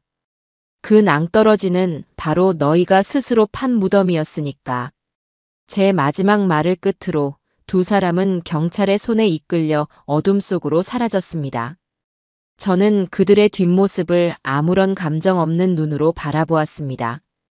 길고 길었던 복수가 드디어 끝을 맺는 순간이었습니다. 재판은 세간의 엄청난 관심을 받으며 진행되었습니다. 며느리가 시어머니의 재산을 노리고 사람을 사서 끔찍한 일을 꾸몄다는 사실은 그 자체만으로도 사람들에게 큰 충격을 주었죠. 제가 증인으로 출석한 날, 법정은 기자들과 방청객들로 발 디딜 틈이 없었습니다. 저는 증인석에 서서 그날 있었던 모든 일을 담담하게 증언했습니다. 윤미수와 박기태는 피고인석에 앉아 고개를 숙인 채 묵묵히 제 이야기를 들을 뿐이었습니다. 재판 내내 그들은 서로의 탓을 하며 책임을 회피하려 했지만 최진우 기사가 넘겨준 USB 속의 명백한 증거 앞에서 그들의 변명은 아무런 힘을 발휘하지 못했습니다. 결국 재판부는 윤미수에게 무기징역을, 범행에 가담하고 방조한 박기태에게는 징역 15년이라는 중형을 선고했습니다. 법봉이 3번 울려 퍼지는 순간 윤미수는 법정이 떠나가라 절규했고 박기태는 그 자리에 쓰러져 오열했습니다. 하지만 그들의 눈물에 동정심을 보내는 사람은 아무도 없었습니다. 모든 것이 끝난 후 저는 약속을 지키기 위해 최진우 기사를 찾아갔습니다. 그는 이제 지팡이 없이도 걸을 수 있을 만큼 건강을 회복한 상태였습니다. 그의 딸 최수빈 양은 제가 지원한 골수 이식 수술을 성공적으로 받고 이제는 병원 놀이터에서 다른 아이들과 웃으며 뛰어놀고 있었어요. 할머니. 수빈이가 저를 발견하고는 해맑게 웃으며 제 품에 와락 안겼습니다. 저는 그 작고 따뜻한 아이를 가만히 안아주었습니다. 이 아이의 웃음을 지키기 위해 시작된 복수였지만 어느새 이 아이는 제 삶의 또 다른 희망이 되어 있었습니다. 사모님, 이 은혜를 평생 어떻게 갚아야 할지 모르겠습니다. 최진우 씨는 제 앞에 깊이 고개를 숙이며 눈물을 글썽였습니다. 저는 그의 어깨를 두드리며 말했어요. 고개 드세요, 최진우 씨. 당신은 내게 빚을 진 게 아닙니다. 오히려 내가 당신에게 빚을 졌지요. 당신의 용기가 아니었다면 나는 저 차가운 산속에서 억울하게 죽었을 테고 진실은 영원히 묻혔을 겁니다. 그러니 이제 빚 같은 건 생각하지 말고 수빈이 옆에서 좋은 아빠로 행복하게 살아주세요. 저는 그에게 약속했던 돈이 든 통장과 함께 수빈이의 학교 근처에 얻어둔 작은 국수 가게의 계약서를 건넸습니다. 작지만 정직한 땀으로 새로운 삶을 시작하기에는 충분한 공간이었죠. 이 가게에서 당신의 따뜻한 마음을 닮은 국수를 만들어 사람들에게 희망을 주세요. 그것이 당신이 내게 은혜를 갚는 유일한 길입니다. 그 후로 몇 달이 흘렀습니다. 제 삶은 이전과는 완전히 달라져 있었어요. 남편이 남긴 막대한 유산을 더 이상 금고 속에 잠재워 두지 않기로 결심했습니다. 그 돈은 더 이상 저 혼자만의 것이 아니었으니까요. 저는 제 이름을 따 복순희망재단이라는 이름의 작은 재단을 설립했습니다. 최수빈 양처럼 돈이 없어 치료받지 못하는 소아암 환자 아이들을 돕기 위한 재단이었죠. 처음에는 혼자 시작한 작은 일이었지만 제 사연이 언론을 통해 알려지면서 각계각층에서 도움의 손길이 이어졌습니다. 조 실장은 평생의 경험을 살려 재단의 든든한 살림꾼이 되어 주었고, 최진우 씨는 주말마다 가게 문을 닫고 재단 일이라면 발벗고 나서서 도왔습니다. 어느 맑은 가을날, 저는 문득 모든 것이 시작되고 끝났던 태백의 그 낭떠러지 길에 가보고 싶다는 생각이 들었습니다. 걱정하는 조 실장에게 저는 아픈 기억을 지우러 가는 게 아니라 새로운 시작을 확인하러 가는 것이라고 말했습니다. 태백으로 향하는 차창 밖으로 평화로운 가을 풍경이 스쳤고 마침내 도착한 사고 현장은 과거에 끔찍했던 흔적은 온데간데 없이 평온하기만 했습니다. 새로 세워진 하얀 가드레일은 마치 아무 일도 없었다는 듯 고요했습니다. 저는 가드레일에 기댄 채 낭떠러지 아래를 가만히 내려다보았습니다. 그날의 절망적인 순간들이 떠올랐지만 더는 두렵지 않았습니다. 그저 아주 오래전 이야기처럼 아득하게만 느껴질 뿐이었어요. 그 지옥의 문턱에서 저를 다시 살게 한 것은 무엇이었을까요? 처음에는 복수심이라 믿었지만 이제는 알 것 같았습니다. 저를 진정으로 구원한 것은 미움이 아니었습니다. 그것은 바로 딸을 위해 악마와 거래했지만 마지막 순간 인간의 도리를 저버리지 않았던 한 아버지, 최진우 씨의 용기였습니다. 그의 작은 양심의 불씨가 저를 살렸고 그 덕분에 시작된 복수의 과정 속에서 저는 역설적으로 인간에 대한 희망을 다시 발견했습니다. 세상은 추악한 욕망으로 가득한 곳만은 아니라는 것을요. 복수는 제 삶의 종착역이 아닌 새로운 출발점이었습니다. 핏줄로 이어진 아들을 잃었지만 마음으로 이어진 새로운 가족들을 얻었고 남편이 남긴 돈이 아이들의 웃음 속에서 살아 숨쉬는 희망이 될 수 있음을 깨달았죠. 그때 시원한 바람이 불어와 제 안에 남은 마지막 분노의 앙금까지 씻어내는 듯 했습니다. 사모님, 이제 돌아가실까요? 어느새 곁으로 다가온 조 실장이 물었습니다. 저는 그를 보며 잔잔하게 미소 지었습니다. 그래요, 돌아갑시다. 서울로. 아직 우리가 할 일이 많잖아요. 길고 길었던 복수는 끝났지만 저의 새로운 인생은 바로 이곳, 절망의 끝에서 다시 시작되고 있었습니다. 태백의 낭떠러지에서 돌아온 후 제 삶은 비로소 완전한 평화를 찾은 듯 했습니다.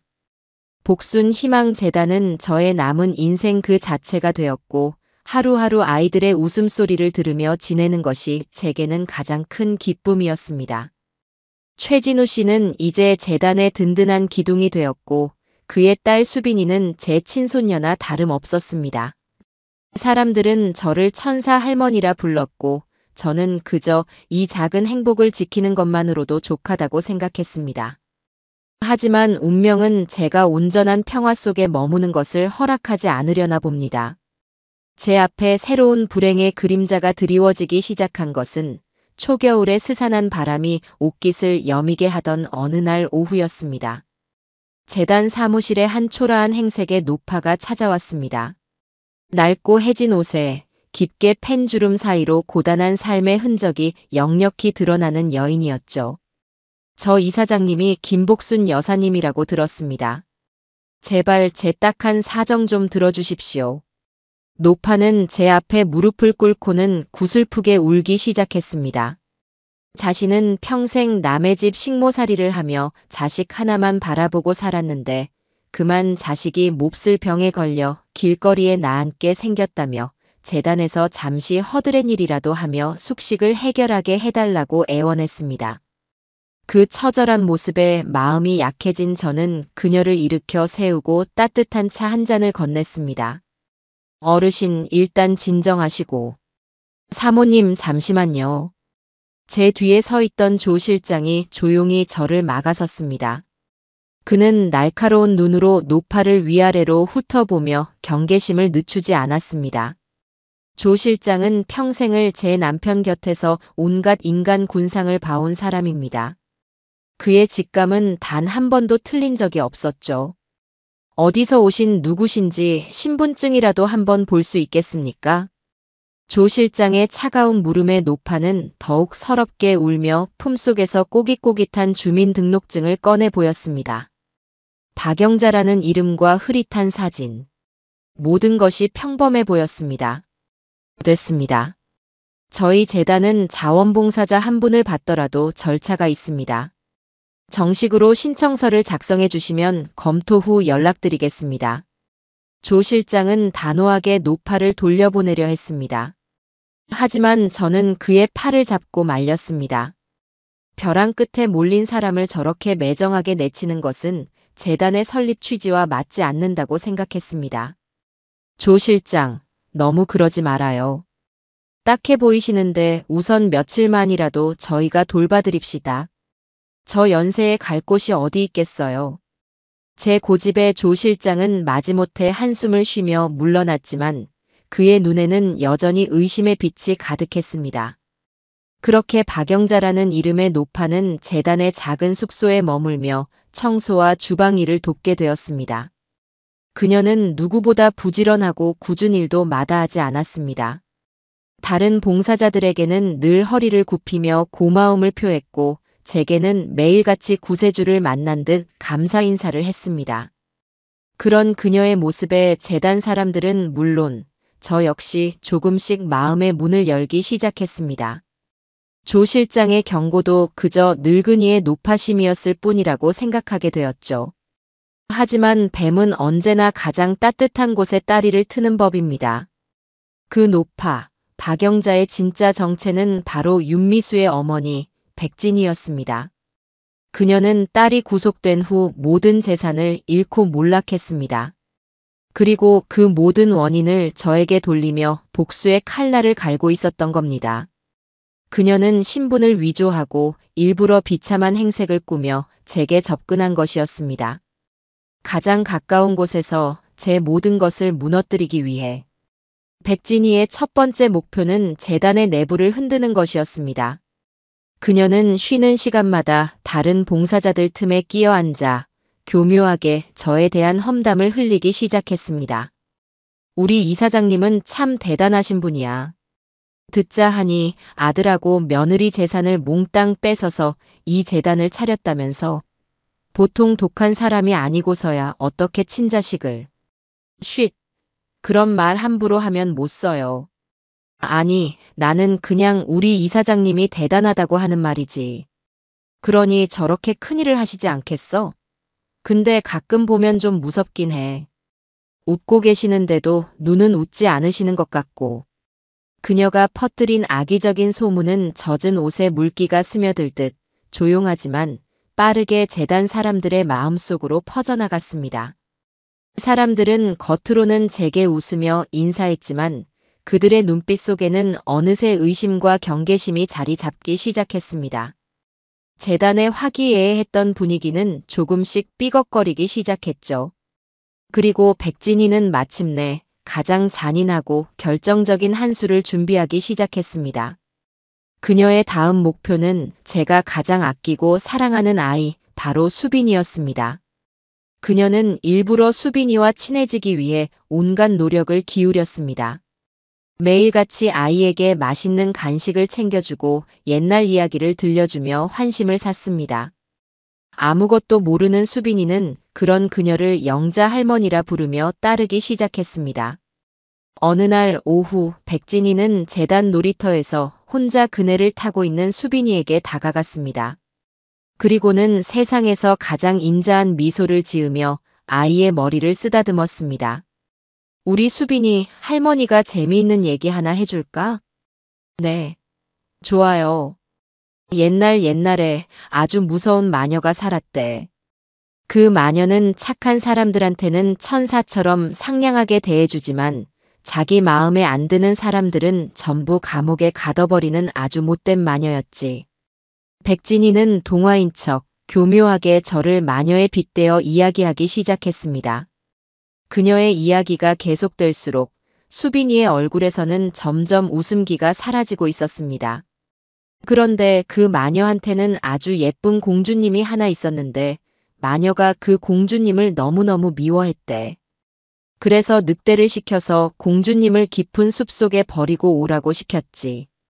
우리 수빈이는 그 공주님이 누군지 아니? 백진이는 수빈이의 눈을 똑바로 바라보며 악마처럼 속삭였습니다. 그 공주님 이름이 바로 윤미술에. 그리고 그 못된 마녀는. 그 순간이었습니다. 그 모습을 멀리서 지켜보고 있던 최진우 씨가 무서운 기세로 달려왔습니다. 그는 백진이의 팔을 거칠게 잡아채며 수빈이에게서 떼어놓았습니다. 당신, 지금 내 딸한테 무슨 짓이야? 아이고, 최 선생. 왜 이래요? 나는 그냥 우리 수빈이한테 옛날 이야기. 닥쳐. 당신이 누군지 내가 모를 줄 알아? 당신 윤미수 엄마 맞지? 최진우 씨의 일갈에 백진이의 얼굴이 시퍼렇게 굳어졌습니다. 저는 그 소란을 듣고 사무실에서 뛰쳐나왔습니다. 모든 상황을 파악하는 데는 그리 오랜 시간이 걸리지 않았습니다. 제 온몸의 피가 차갑게 식는 듯 했습니다. 저 여자가 감히 내 아이를 상대로 저런 끔찍한 짓을 벌였다는 사실에 이성의 끈이 끊어지는 것 같았습니다. 당신 대체. 제가 분노로 떨리는 목소리로 말을 잇지 못하고 있을 때 백진이는 더 이상 착한 노파 연기를 할 필요가 없다는 듯 비릿한 미소를 지으며 저를 쏘아보았습니다. 이제 알았나, 김복순? 그래, 나 윤미수 엄마다. 네가 내 딸 인생을 망가뜨렸으니 나도 네가 가장 소중하게 생각하는 것들을 하나씩 아주 처참하게 부숴줄 거야. 이건 시작에 불과해. 그녀는 제게 저주를 퍼붓고는 미친 사람처럼 웃으며 재단을 뛰쳐나갔습니다. 저는 그 자리에 얼어붙은 채 공포에 질려 울고 있는 수빈이를 그저 바라볼 수밖에 없었습니다. 평화는 산산조각 났습니다. 지옥의 악귀가 제 자비심을 먹고 자라나 이제 제 심장을 향해 이빨을 드러내고 있었습니다. 백진이가 정체를 드러내고 사라진 후 재단은 한바탕 폭풍이 휩쓸고 지나간 듯 뒤숭숭했습니다. 봉사자들은 서로를 의심의 눈초리로 바라보았고 그동안 백진이가 퍼뜨렸던 악의적인 소문들은 이제 걷잡을 수 없는 괴물이 되어 재단 전체를 집어삼키려 하고 있었습니다. 하지만 저는 주저앉아 있을 수 없었습니다. 수빈이가 받은 상처를 보듬어주는 것이 먼저였고 저를 믿고 의지하는 사람들을 지켜내야만 했습니다. 조 실장, 최진우 씨. 이제부터 전쟁입니다. 백진이, 그 여자가 어떤 수법으로 나올지 모르니 재단 주변 경계를 강화하고 모든 출입자를 철저하게 확인해 주세요. 그리고 언론 동향도 예의주시해야 합니다. 분명히 언론을 이용해 우리를 공격해 올 겁니다. 제 예상은 정확했습니다. 며칠 뒤 한 종편 방송국의 시사 고발 프로그램에서 복순 희망재단의 실체를 파헤친다는 자극적인 예고편이 흘러나왔습니다. 예고편 영상에는 백진이가 눈물을 흘리며 인터뷰하는 장면이 담겨 있었죠. 제 딸은 희생양일 뿐입니다. 모든 것은 저 악독한 시어머니 김복순이 꾸민 짓입니다. 제 딸의 재산을 빼앗아 천사 행세를 하고 있는 저 여자의 위선을 세상에 알려야 합니다. 방송이 나가기 전부터 인터넷은 들끓기 시작했습니다. 백진희의 거짓 눈물에 동정하는 여론이 형성되었고, 저는 순식간에 자식을 잡아먹은 비정한 어미, 위선적인 자선사업가로 낙인 찍혔습니다. 재단의 후원은 모두 끊겼고 사무실 앞에는 매일같이 저를 비난하는 사람들이 몰려와 시위를 벌였습니다. 괜찮으십니까, 사모님? 조 실장은 굳은 얼굴로 제 안색을 살폈습니다. 저는 창밖을 가득 메운 성난 군중들을 물끄러미 바라보며 조용히 입을 열었습니다. 나는 괜찮아요. 하지만 저 사람들 손에 들린 피켓에 우리 아이들의 이름이 오르내리는 것은 참을 수가 없군요. 방송국에 연락하세요. 저 프로그램 생방송으로 진행한다고 했지요? 저도 그 자리에 나가겠다고 전해요. 사모님, 그건 너무 위험합니다. 저들이 파놓은 함정에 제 발로 걸어 들어가는 셔나 마찬가지입니다. 조 실장과 최진우 씨가 극구 저를 말렸지만 제 결심은 단호했습니다. 함정인 줄 압니다. 하지만 호랑이를 잡으려면 호랑이 굴로 들어가야지요. 그리고 이번에는 나 혼자 들어가지 않을 겁니다. 저는 최진우 씨를 바라보며 나지막이 말했습니다. 최진우 씨, 당신의 도움이 필요해요. 당신만이 할 수 있는 일입니다. 방송 당일, 저는 굳은 결심을 하고 방송국으로 향했습니다. 스튜디오 안은 팽팽한 긴장감이 감돌았습니다. 제 맞은편에는 백진이가 세상에서 가장 불쌍한 피해자인 양 하얀 소복 차림으로 앉아 있었습니다. 방송이 시작되고 진행자는 예상대로 저를 몰아세우기 시작했습니다. 김복순 이사장님, 정말 며느님의 재산을 모두 빼앗아 재단을 설립한 것이 맞습니까? 지금이라도 진실을 말씀해 주십시오. 그것은 제가 입을 열려는 순간 백진이가 기다렸다는 듯이 오열하며 말을 가로챘습니다. 진실이요? 진실은 저 여자가 제 딸을 감옥에 보냈다는 겁니다. 하나뿐인 제 딸. 그 아이가 지금 차가운 감방에서 얼마나 고통스러워하고 있는지 아십니까? 백진이는 손수건으로 눈물을 찍어내며 방청석을 향해 동정을 호소했습니다. 방청석에서는 여기저기서 혀를 차는 소리와 저를 향한 비난의 목소리가 터져 나왔습니다. 모든 것이 백진이와 방송국이 짜놓은 각본대로 흘러가고 있었습니다. 저는 그저 묵묵히 그 모든 비난을 온몸으로 받아내고 있었습니다. 어머니, 제가 잘못했어요. 바로 그때였습니다. 스튜디오 뒤편에서 한 여자의 절규가 터져 나오며 모든 사람들의 시선이 그쪽으로 쏠렸습니다. 한 젊은 여인이 아이의 손을 잡고 비틀거리며 무대 위로 올라오고 있었습니다. 그녀는 재단의 도움을 받고 있던 미혼모 미니 씨였습니다. 얼마 전 그녀의 아이가 급성 심근염으로 당장 심장 이식 수술이 필요하다는 진단을 받았고 저희 재단에서 수술비 전액을 지원하기로 약속했던 터였습니다. 미니 씨는 울면서 백진이 앞에 무릎을 꿇었습니다. 할머니, 죄송하지만 이건 돌려드리겠습니다. 저는 못하겠습니다. 아무리 저희 형편이 어렵고 돈이 급해도 제 아들 목숨을 살려주신 은인인데 어찌 그 은혜를 원수로 갚겠습니까? 너 지금 무슨 소리를 하는 거야? 백진희의 얼굴이 새하얗게 질렸습니다. 미니 씨는 울먹이며 품속에서 작은 녹음기 하나와 돈 봉투를 꺼내 제작진에게 건넸습니다. 이틀 전에 이 할머니가 저를 찾아왔어요. 그러고는 이 돈을 주면서 오늘 이 방송에 나와서 김복순 이사장님이 자기 아이 치료비를 빌미로 자신을 협박했다는 거짓 증언을 해달라고 시켰어요.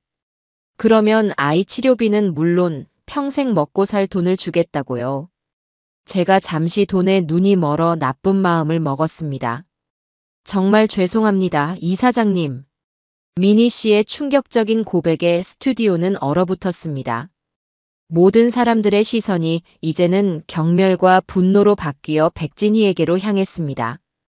제작진이 건네받은 녹음기를 재생하자 스튜디오 안에는 백진희가 미니 씨에게 거짓 증언을 사주하는 추악한 목소리가 생생하게 울려 퍼졌습니다. 너는 그냥 내가 시키는 대로만 하면 돼.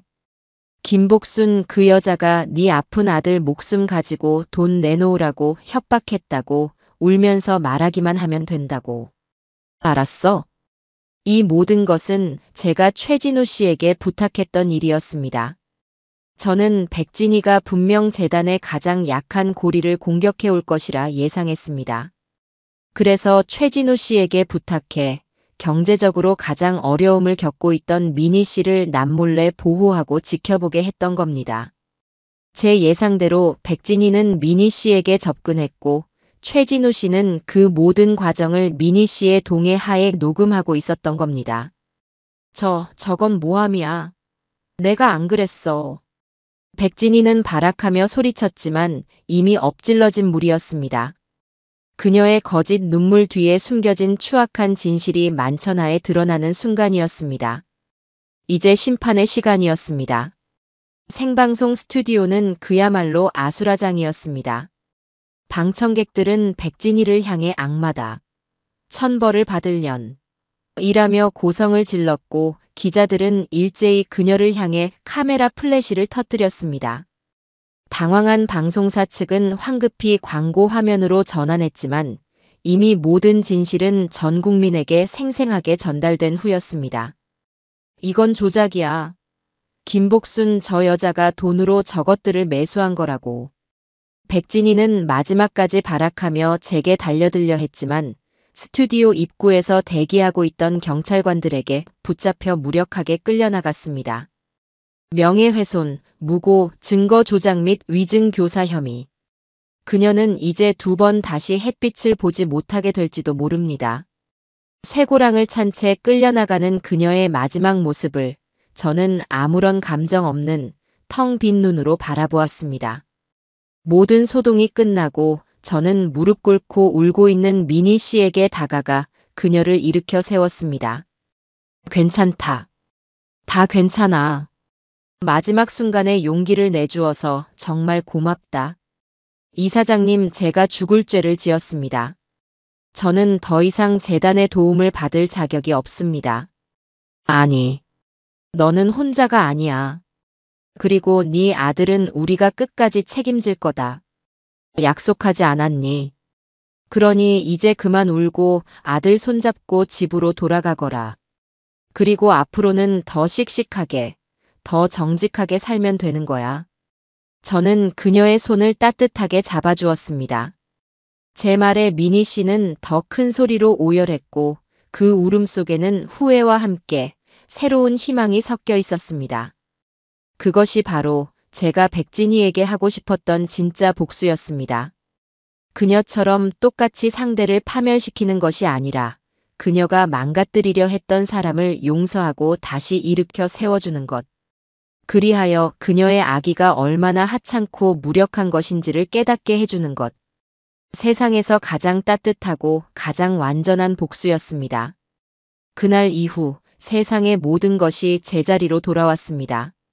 복순 희망 재단에 대한 오해는 모두 풀렸고 오히려 이전보다 더 많은 후원과 격려가 쏟아졌습니다.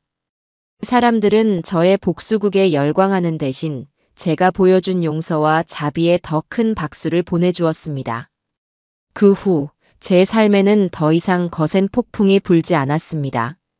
재단을 향한 의심의 눈초리는 따뜻한 격려로 바뀌었고 끊겼던 후원의 손길은 이전보다 더 큰 강물이 되어 밀려들어왔습니다. 최진우 씨의 작은 국수 가게는 이제 동네에서 모르면 간첩일 정도로 이름난 명물이자 온기 넘치는 사랑방이 되었습니다. 저는 종종 그곳에 들러 구수한 멸치 국수 한 그릇을 비우며 세상 사는 소소한 이야기를 듣는 것을 가장 큰 낙으로 삼았습니다. 가게 한쪽 벽에는 재단 아이들이 서툰 솜씨로 그린 그림들이 빼곡히 붙어 있었고, 사람들은 국수를 먹으며 그 그림들을 보고 웃음 짓곤 했죠. 수줍음 많던 수빈이는 어느새 훌쩍 자라 학교에서 받아쓰기 100점을 맞았다며 제 품에 와락 안겨 자랑을 늘어놓는 명랑한 아이가 되었습니다. 그 아이의 따뜻한 체온을 느낄 때마다 저는 제 모든 것을 걸고 지켜낸 것이 바로 이런 평범하고 소중한 순간들이었음을 실감했습니다. 조 실장은 여전히 제 곁을 든든하게 지켜주었습니다. 깐깐한 재단 살림꾼을 자처하면서도 제 혈압이 조금이라도 높게 나오는 날에는 온종일 제 뒤를 쫓아다니며 사모님, 제발 무리하지 마십시오. 하고 호들갑을 떨었지요. 핏줄로 이어진 인연은 제게 지울 수 없는 상처를 남겼지만 그 깊은 상처 위로 마음으로 이어진 더없이 소중한 사람들이 새살처럼 돋아나고 있었습니다. 저는 더 이상 과거의 악몽에 시달리지 않았습니다. 복수라는 이름의 칼을 휘두르던 제 손은 이제 아이들의 작은 손을 잡고 상처를 보듬어주는 따뜻한 손이 되었습니다. 진정한 강함은 누군가를 파괴하고 응징하는 데 있는 것이 아니라 모든 것이 무너진 절망의 잿더미 속에서도 희망의 씨앗 하나를 끝까지 지켜내는 것임을 저는 저의 길고 길었던 싸움을 통해 배우고 있었습니다. 어느덧 따스한 봄이 찾아왔고 재단 마당에는 아이들의 웃음소리와 함께 노란 개나리가 활짝 피었습니다. 저는 휠체어에 앉아 그 모습을 가만히 바라보았습니다. 이제는 혼자 걷기엔 조금 힘이 붙였지만 마음만은 그 어느 때보다 가볍고 자유로웠습니다. 죽은 남편이 남겨준 재산은 이제 더 이상 복수의 도구가 아닌 아이들의 미래를 피워내는 걸음이 되고 있었습니다. 그것이야말로 남편이 진정으로 원했던 유산의 의미가 아닐까 싶었습니다. 제 무릎 위에는 낡은 앨범 하나가 놓여 있었습니다. 아들과 며느리의 사진은 모두 정리했지만 남편과 함께 찍은 젊은 시절의 사진만은 차마 버리지 못했지요. 사진 속에서 환하게 웃고 있는 남편에게 저는 마음속으로 조용히 말을 건넸습니다. 여보, 나 이제 정말 괜찮아요. 당신이 남겨준 사랑으로 이렇게 많은 아이들의 할머니가 되었답니다. 하늘에서 보고 있다면 나 잘했다고 칭찬 한번 해주구려. 바로 그때 수빈이가 달려와 제 휠체어를 뒤에서 꼭 껴안았습니다. 할머니 뭐 하세요? 저희랑 같이 놀아요. 아이의 맑은 목소리에 저는 앨범을 덮고 환하게 웃었습니다. 길고 길었던 싸움은 모두 끝났습니다. 이제 제게 남은 것은 이 아이들과 함께 웃고 울며 하루하루를 소중하게 살아가는 것뿐이었습니다. 그것이 바로 지옥의 문턱에서 돌아온 제게 주어진 가장 큰 선물이었어요.